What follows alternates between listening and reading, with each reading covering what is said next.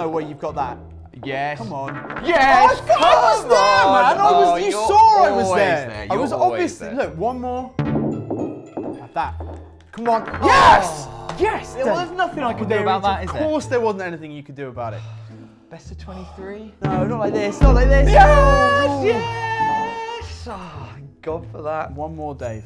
No, I'm going to bed. I've got to be up for work in 25 minutes. One more. One more. The desperate cry of the recently defeated, a pitiful attempt at goading their victorious opponent into another round, hoping to exact revenge. And what's worse, it's a terrible, filthy lie. When has one more ever actually meant one more? One more pint, one more game of FIFA, one more refresh of Twitter to see if Hideo Kojima has liked that fawning tweet I sent him.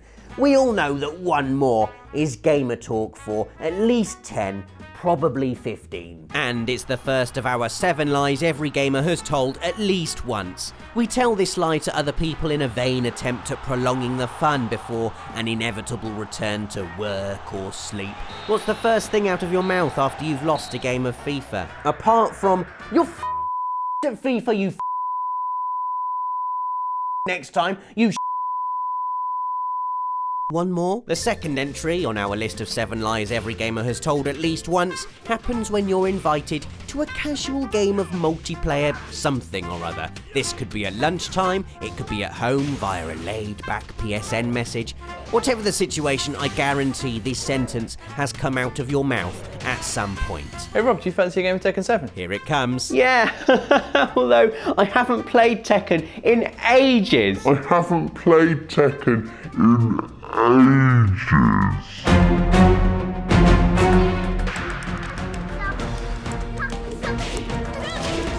Square, square, circle. Square, square, circle, come on! I am sick and tired of being woken up at 3 o'clock in the morning by you shouting at the television! What are you doing in there? Practicing Tekken 7 in case Nathan asks me for a game tomorrow lunchtime. Not for ages. Oh, me neither. I'll probably be rubbish. I'll probably be rubbish because I've not played it for so long.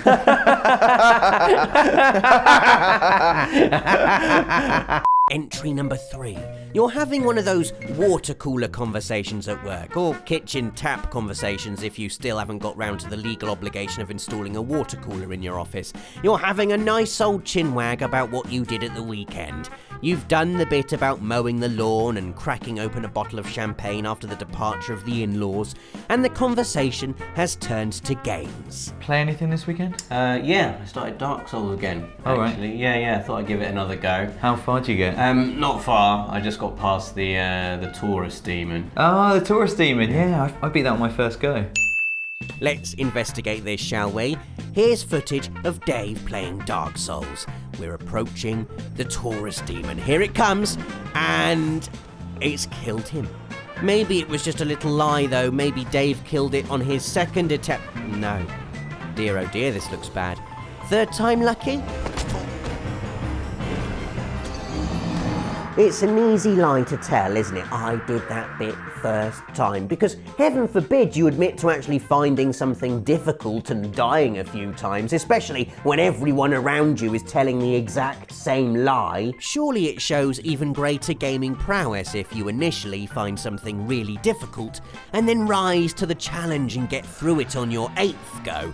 Like when I fought Father Gascoigne in Bloodborne, or completed the first level of Crash Bandicoot. So let's start a revolution. If everyone watching this video writes in the comments something they found tough in a game, could be a boss or an entire level, and the actual truthful amount of times it took for you to overcome it, maybe we'll hear slightly less of this in the office on a Monday. Yeah, but I actually did beat the final boss in Bloodborne on my first go, though. So.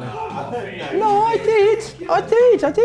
So I've got 3 platinum trophies. Assassin's Creed 2, Heavy Rain, Final Fantasy 15. Yeah, I've also got 3 platinum trophies. I've got Burnout Paradise, I've got Neo, and I've got Tekken 7. I haven't got any platinums. I I don't care though. I play games for fun. I don't care about the trophies. I don't care about trophies is a lie Dave's had to spin for so long now that I think he almost believes it himself. I mean, I'm not saying Nathan Mine's Platinum Haul is anything to be proud of, but Dave doesn't have a single one. Yeah, but I honestly don't care. Dig, dig, diggity dig, down the light tunnel he goes, chiseling away so ferociously that there's no way he'd ever be able to climb back out, even if he wanted to. And here's the key point. Dave is now so far down the I don't care about trophies pit that he's essentially prevented himself from ever getting a platinum trophy, ever, lest it reveals his lie for what it really is. I mean, I've told this lie too, of course I have. I told it when I completed Red Dead Redemption 100% but was prevented from getting the platinum by multiplayer trophies. Oh, it's a good job I don't care about this platinum trophy. I tell this lie whenever I look through a trophy list and see anything remotely challenging. Nathan told the lie right in the middle of getting the Neo Platinum. I don't care about trophies, he said, madly mashing the controls in a furious attempt at quickly grinding his way to the final trophy he needed for the platinum. I don't care about trophies. I don't care about trophies. I don't care. Our fifth entry is one of my favourite lies, and I whip it out whenever anyone is foolish enough to ask this question. Rob, is there any chance I could borrow your copy of Final Fantasy 15?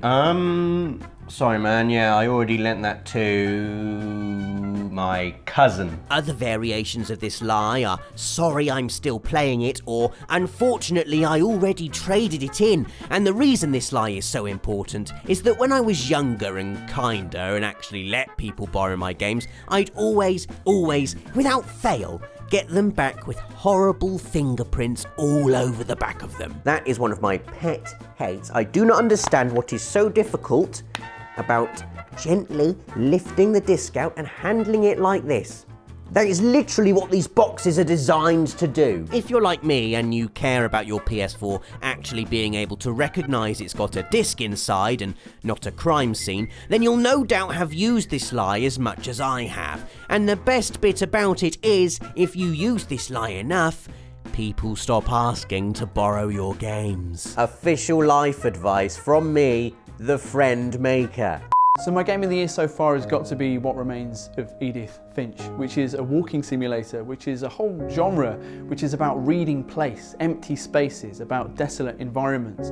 But What Remains of Edith Finch is also a game about reading itself. It's a game full of books, and it's a game in a way which is a lot like a book, specifically a pop-up book. His favourite game this year is Neo because he got to chop people up with a samurai sword. Because there's nothing wrong with liking a bit of hack and slash, is there? Pez is always in my top 3 games of any given year because it's football and I love football, but when I come to officially listing my top 3 games in any given year, I'll more than likely mention something like Journey or Eco, because it makes me sound really clever, doesn't it? I mean, don't get me wrong, Journey and Eco are incredible games, but if I'm being really honest about what title I've had most fun with this year, I'd probably have to say PES 2017, simply because I play it all the time. I won't say that though. I'll say my game of the year so far is Persona 5, because it's an incredible fusion of narrative and artistic flair that perfectly captures the fire of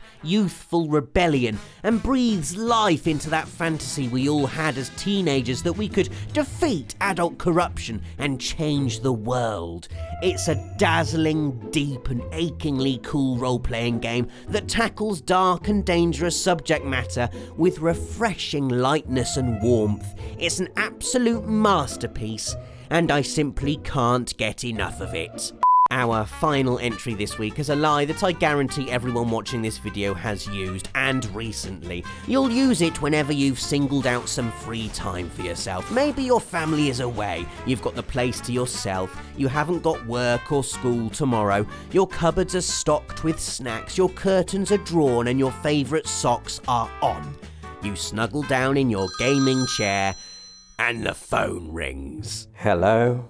Hey man, Nathan and I are just heading to the pub. Do you fancy it? Oh, come on, just one. Yeah, I actually have a haircut booked in like half an hour or so. You have a haircut booked? at 8 o'clock in the evening. Yes. Alright, see you on Monday. Yes, I can't believe that worked on him. Time to play Pez, Owner 5, all weekend. I'm sure you've got a better version of that lie. My dog is sick. I'm revising for my exams. I've got to go to my parents' house. I've given up drinking for a month. You know, classic little lies that get you out of boring socialising and into a weekend of pure, uninterrupted gaming bliss. I mean, eventually you'll stop being invited to things, but hey, that means even more gaming time. Nothing is as precious. Don't let anyone take it away from you. So there we go, 7 lies every gamer has told at least once. Do you have experience with these? Can you think of any others we haven't mentioned? Let us know in the comments. Leave a like if you enjoyed the video. Watch another by hitting one of the links on screen and subscribe so you don't miss them when they go live every Friday. Thanks for watching and see you next week.